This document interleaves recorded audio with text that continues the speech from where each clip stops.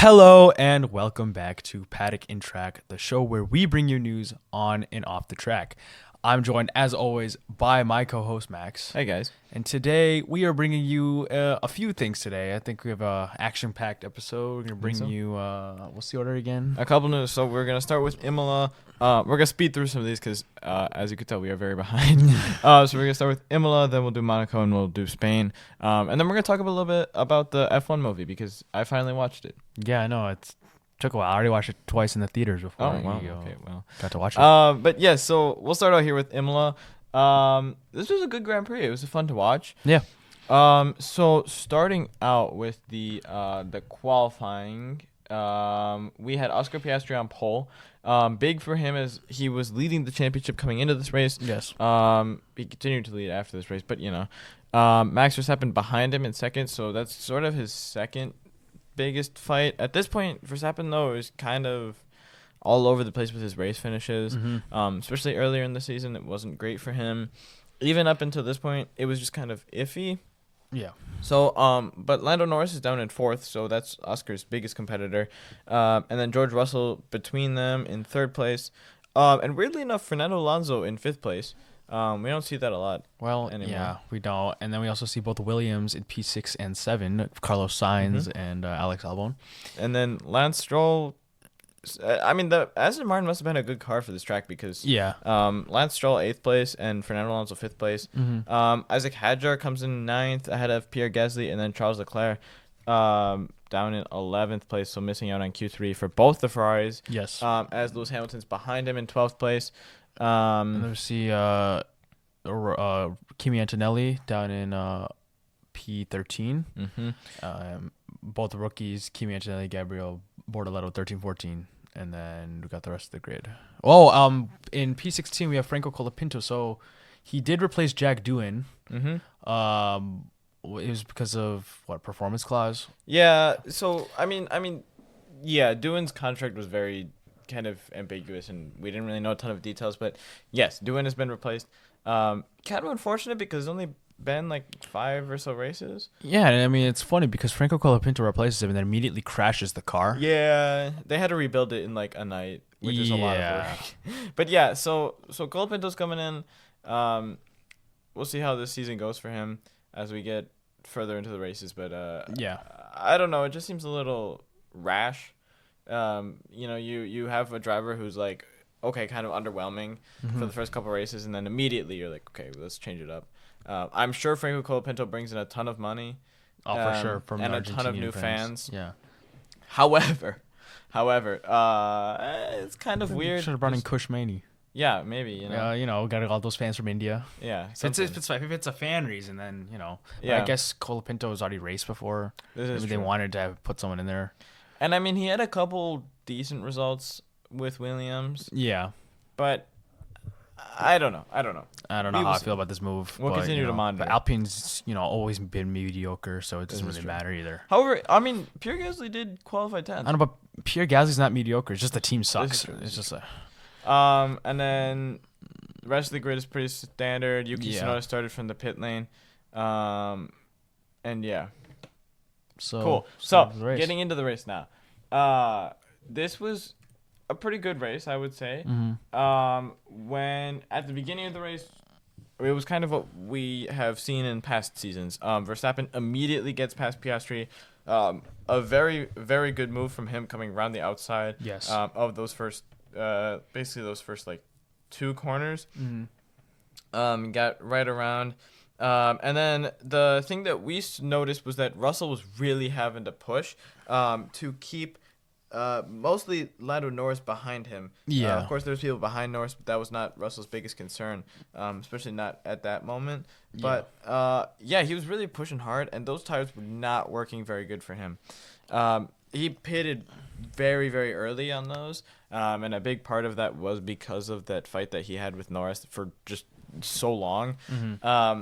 But also, it seemed like everyone was kind of struggling on these tires, on the mediums especially. Pretty much like the top, 12 or so had started on those medium tires, and then they really seemed to fall off fast. Yeah. So then we also see that there were a lot of teams that have issues with the wheel nuts during pit stops. That was weird. Yeah. It was kind of weird. I mean, we don't see that very much anymore. Yeah, it's like it loses a lot of time. Well, not. I mean, it doesn't seem like a lot of time, but it is. It's a battle of tenths in this sport. So losing that time for a lot of teams is pivotal for a race like this. And it was you don't really see this often, as you said. So yeah, it was kind of more like Steak. How Steak was having problems last year. But it seemed like everyone was having issues. So that was kind of strange. Just it seemed like a constant thing. We also saw Antonelli, unfortunately, out of the race. Which we don't really see. I mean, we talked about this before, that engine problems weren't really an issue. But now I feel like we jinxed it because Antonelli just lost power. Yeah, I mean, it's hard to say exactly what happened because teams are always so vague with this. But yeah, it seemed like he really just lost power. Which is a shame, especially at his home race. Yeah. But like you said, yeah, we've talked before, and engine problems just have kind of become a thing of the past this season, and this season and the season before, and now all of a sudden, we have engine problems for Kimi Antonelli. Yeah, it's unfortunate for him, especially at his home race. Yeah.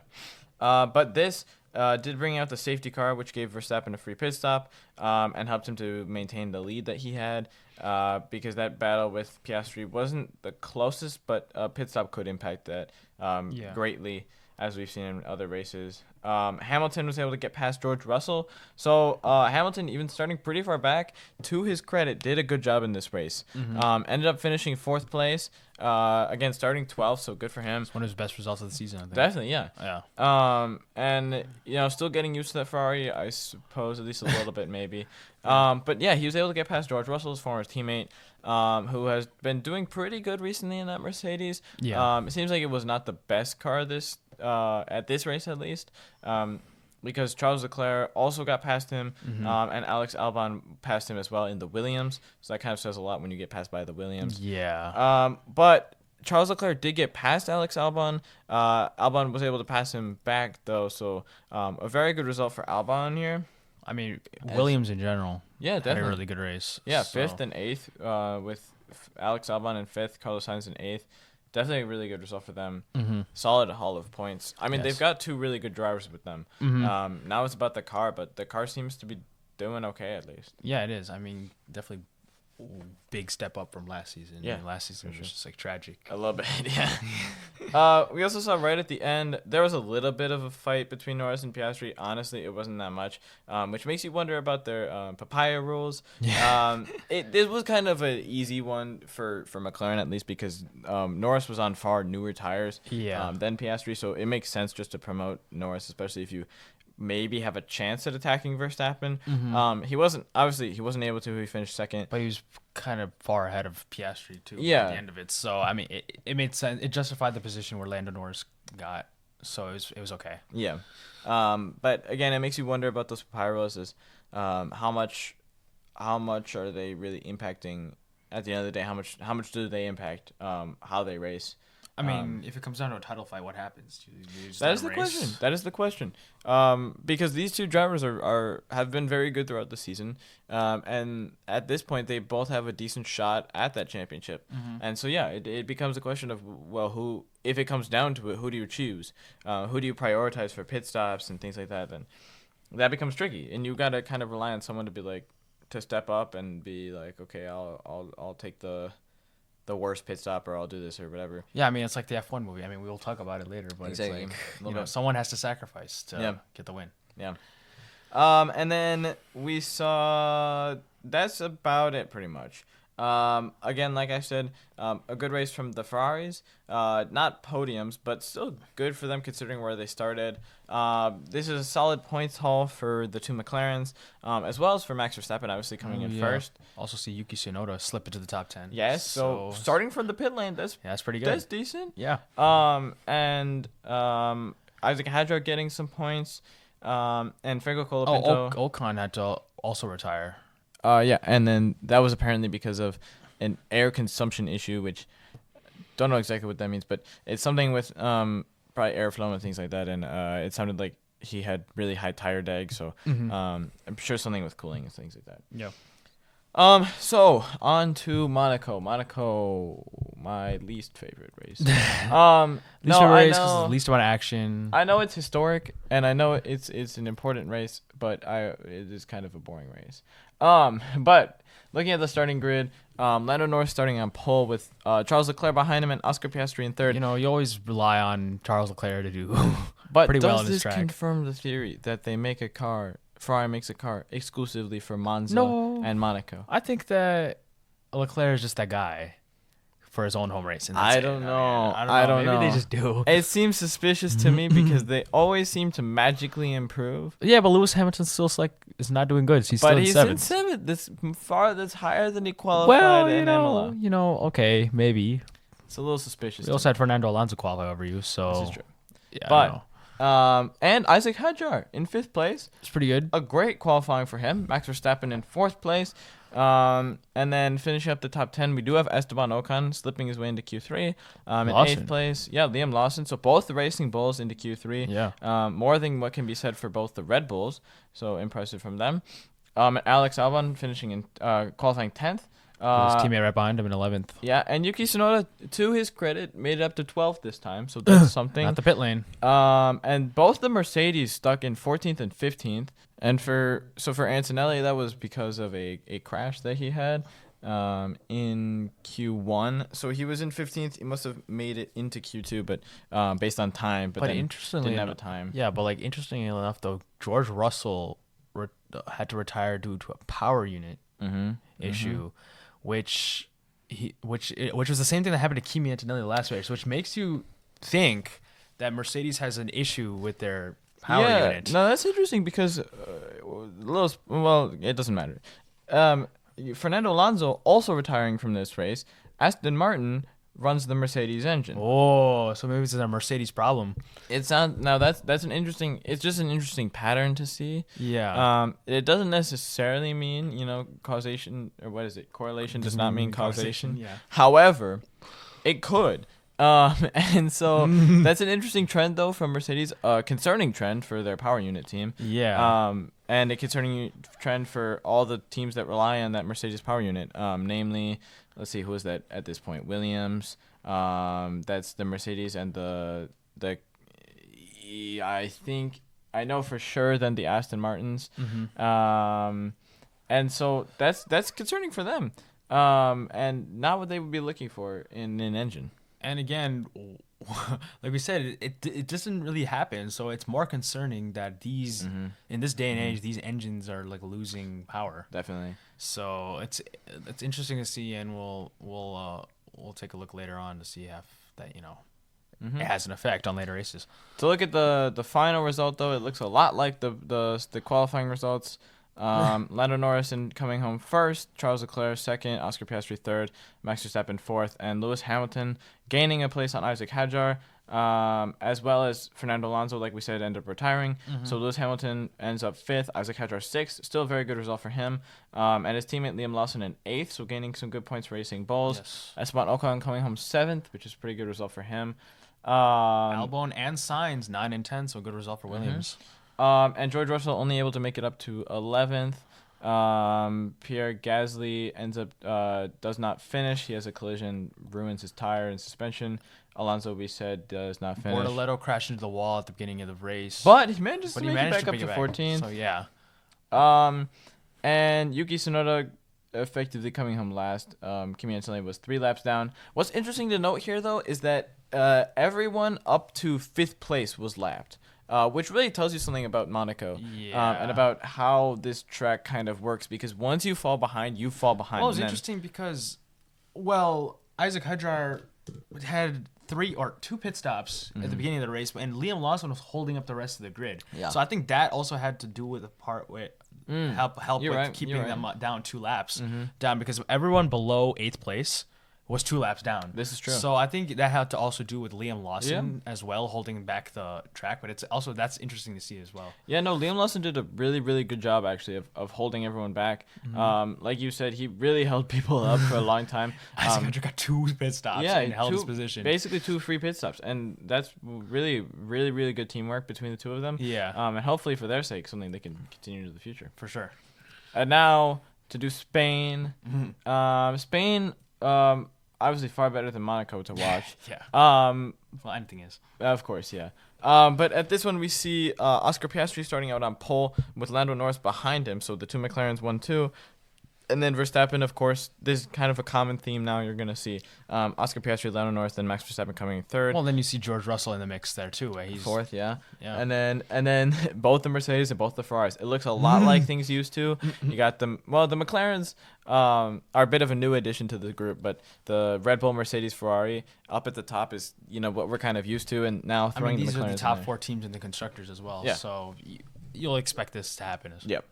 So that's Lewis Hamilton 5th, then Kimi Antonelli 6th, and Charles Leclerc 7th. Yeah, but you also got that odd Pierre Gasly P8 then. And Isaac Hadjar, again, continuing this streak of Q3 appearances in 9th place, Fernando Alonso in 10th place, and then the Williams, one of their first races in a little bit that they have not had pretty good qualifying. Carlos Sainz down in 17th. Yeah, Alex Albon up in 11th, so still not Q3, but that's a pretty good result qualifying-wise. Yuki Tsunoda's last. Okay. Which is not ideal for him. Franco Colapinto ahead of him. And Lance Stroll withdrawal from the race. Actually, Tsunoda is starting from the pit lane. Yeah, so, yeah. Because they modified his car. So there's that. But, yeah, so only 19 cars in the grid for this race because Stroll had an injury. But... Yeah, pretty standard qualifying for what we expected in this day and age. And throughout the race, there was a couple interesting parts, namely, mostly came from Hulkenberg. He made up like 5 positions at the start, and then ended up coming home 5th place. Yeah, that was really good. Scoring some much needed points and for Kick a late overtake on Lewis Hamilton at the end of the race to get into that 5th position. So, a stake overtaking a Ferrari, that's, a little sad. It's a little sad, yeah. Yeah. But we saw, like you said, so Verstappen ends up getting past Norris right at the start.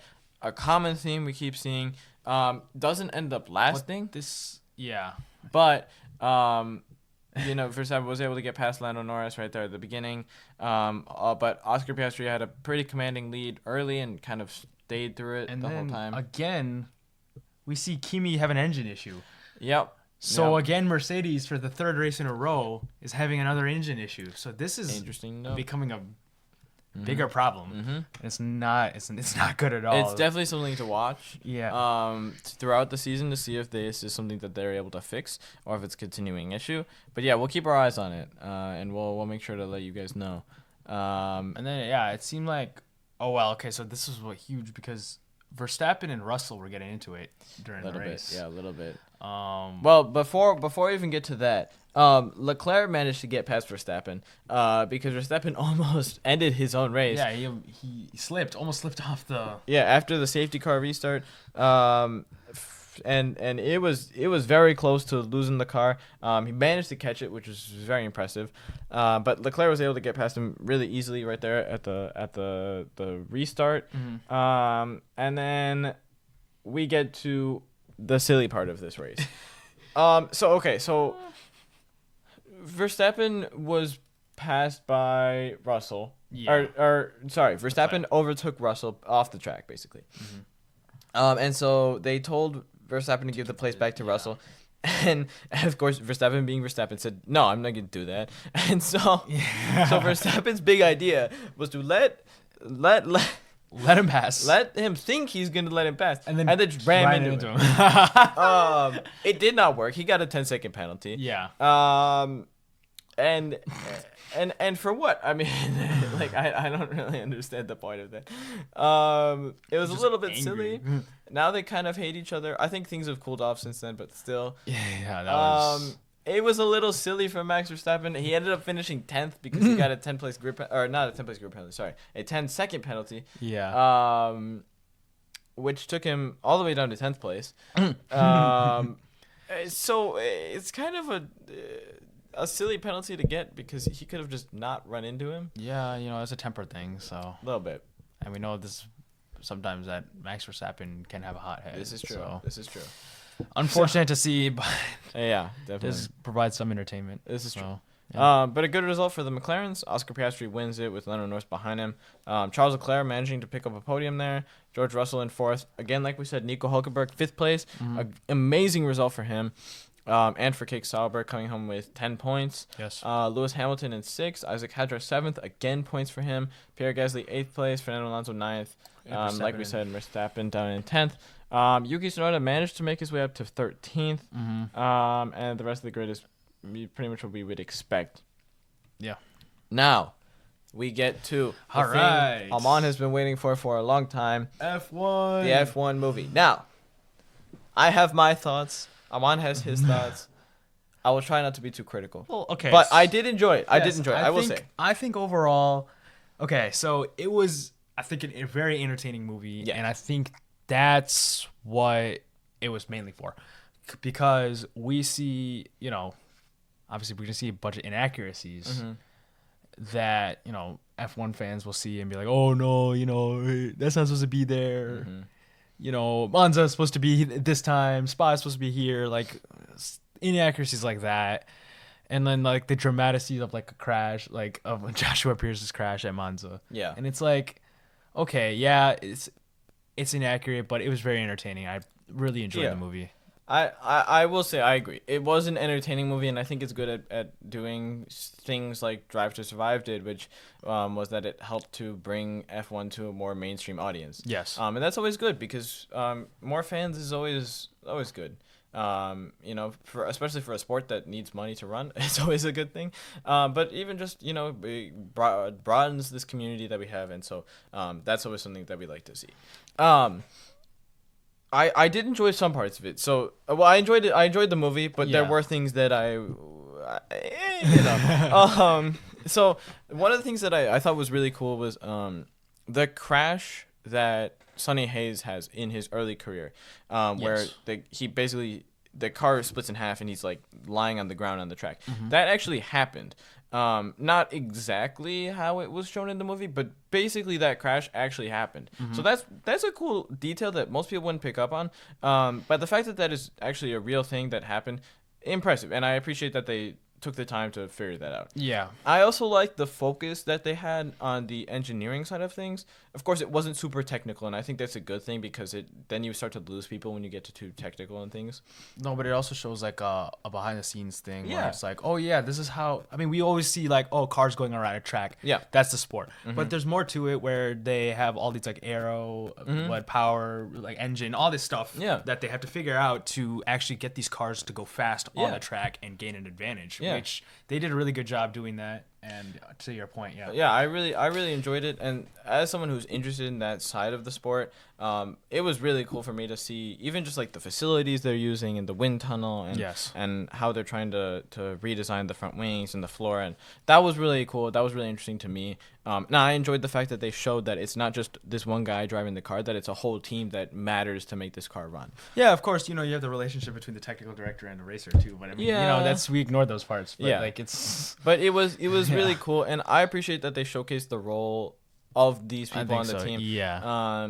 The team principal and the stresses that he has, and then like you said, the technical director, And not just that, the relationship with the pit crew and stuff like Yeah. that as well, which Yeah. when they had the jogs every morning, it's like they're strengthening that relationship. Yep. That's showing that there's all these people on this team that, it goes together to run Yeah. it. I Which really is enjoyed great. that part of it. That was I think they did a good job at portraying that. Yeah. To get to the things that there was a couple rules things that were issues, especially with going off the track and gaining an advantage. That was a common theme. for sure. Yeah. There was a couple moments where there was definitely The amount of rules times being you break broken. your front wing. Yeah, and that you you have can't to do go that. You would back. be that Yeah. whole scene whole scene- with him like ruining his wing like several times to hold people up, that you would get disqualified for that. Yeah. Like to straight up, like you would get disqualified after like the third time. So that one was Also the crash Joshua Pierce has, like you said, that's not happening in real life. No. Things similar to that have happened, but not to that was a little extreme. And that's not really gonna happen in real life. Yeah. Hopefully for everyone who's racing's sake. But that was a little extreme. Also, like you kind of mentioned, there was a couple things with like the calendar. It just didn't make sense. Yeah. Like they would go from one race to another that weren't like after each other. I mean, it doesn't even seem like that would be an issue either because it's at the end of the day a calendar. It's just an order of races. Yeah, But it's not like only big like deal. real F1 fans would pick up on that. But like, it wasn't really that big of an issue. I think the crash was one of them. That was that was weird. And then obviously there was with the front wing. There was one thing that I don't know. You didn't even have to be that much of like a hardcore fan to like notice that like sometimes they would have. So okay, this movie was filmed over 2 seasons. I believe it was the 2022 season and the 2023 season that they filmed this over. Cars. And so sometimes you would see shots, especially when you would see the cars on the grid. The biggest thing I noticed was in the British Grand Prix.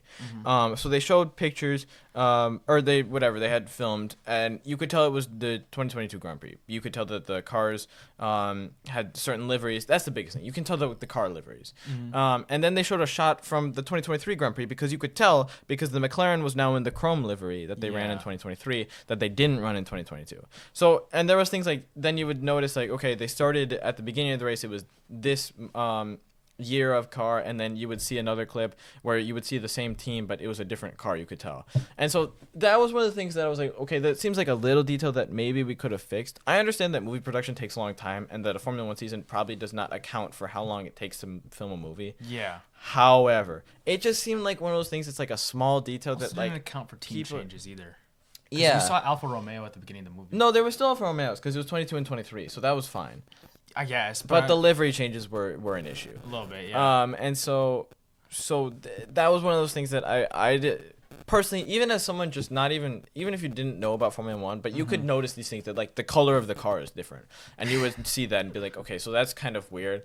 But other than that, I agree. Like you said, it was an entertaining movie. Yes. I enjoyed watching it. I appreciated also that scene at the beginning with the IMSA race was very good. I really enjoyed that. Yeah. That was one of my favorite parts of the movie because the way that they filmed it was really impressive. I saw some behind the scenes stuff about that. That was really cool. And just the team and his like, I don't know, they're like sleeping in the camper even. That's what they do. That's what those drivers do.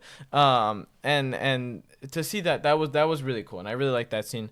I don't know if they actually shoot the fireworks while they're at full speed. To be honest with you, I'm not sure. I've seen them in the past do it under yellow flags, but you know, that whole scene with that race, I really enjoyed that with the Daytona race. Yeah, but also the one thing I didn't like though about this movie was his path to F1 again, which was he crashed the car when they were practicing. That was a little silly. And then they just let him in the car. Yeah. Basically that was like his tryout. So like before he like showed up to the facility and they were like, oh yeah, take it for a spin and see what you can do. And then he crashed the car, but he took off 0.3 of a second. Yeah. I don't know. That's kind of weird. No, it was weird. I mean, it's like the Franco Colapinto sort of thing. Yeah, it's kind of weird because in F1, like you get all these people who have been waiting their whole lives to be in F1, and then he's like this dude who's like, I don't know, 50 or 60. Probably 50. There's no way you're 60 years old and racing. That's the other thing. He must have been like far too old to be racing this because the cars that he was racing at the beginning or in like his early career. Doing Senna days, dude. Yeah, it was an early Lotus or like an old Lotus that he was driving. And so then you're telling me all the way now he's driving. They keep calling him really old. And I'm like, how is he even like physically able to do it? That I don't know. Exactly. I don't know. But yeah, that was a little silly that he just crashes the car and then they're like, all right, let's do it. I don't know. But overall, I think I'd give this movie like a 9.5 out of 10. It was really good. It was a good watch. I liked it, yeah. I think something like Gran Turismo is enjoyable for people who like racing, and this was enjoyable for people who like movies. Yes. You didn't have to like racing to be able to watch this movie, but if you do like racing, I think you will still enjoy this movie as long as you don't like hyperfixate on the fact that there are some inaccuracies, because that's always going to happen. It's going to happen when you watch Drive to Survive. It's going to happen with anything. Just anything you see, like if you see like something that's based off of history or anything, there's going to be inaccuracies. It's inevitable. I mean, you need to make an entertaining product. Yes, not everything is glamorous. Yeah. So But otherwise, it was a great movie. It was a good movie. Yeah, I enjoyed it. All right, and I think that wraps it up for us here at Paddock and Track, and we will see you guys for the next one. Goodbye.